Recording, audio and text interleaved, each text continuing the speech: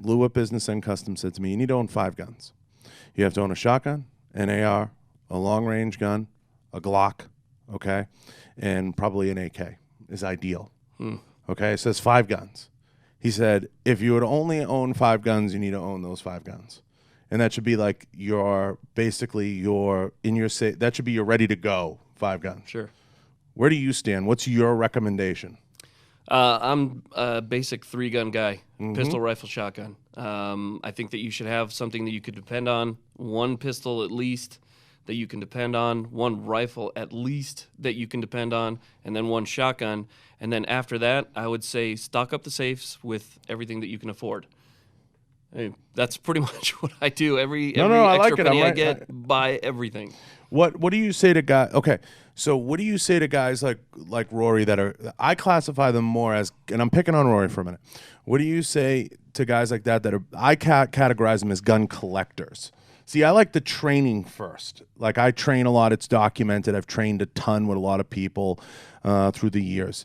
And I get a thrill out of beating the crap out of myself, whether it's doing jiu-jitsu, whether it's doing blade work, whether it's training in Miami with Tony or training with Dom or certain guys out there. I love to train. What do you say to guys that are collectors first?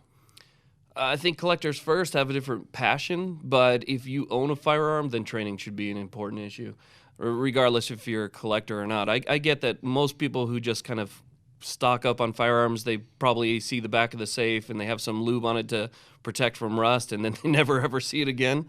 That's fine. That's perfectly fine, but you should know how to use it. The only way to really know how to use it, even though most people think, I know what to do, until you get into that class and you find out all the stuff that you don't know how to do, it's until then that you realize you need training. That's well said. Now, my big thing is I look at guys that buy multiple brands and they buy multiple calibers. They're all over the place. They don't know what's going on. What do you suggest to guys? Like I say, you're either going to end up, falling in love with an FN, a Glock, or a Smith & Wesson, and you're going to usually stay in that family because that's something you're going to be very used to. You just know the feel of it.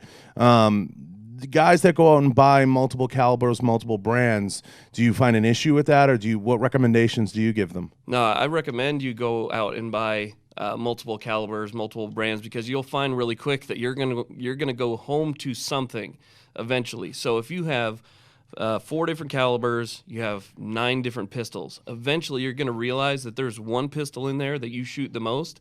That's the one that you're gonna end up using for home defense. That's the one that you might end up carrying.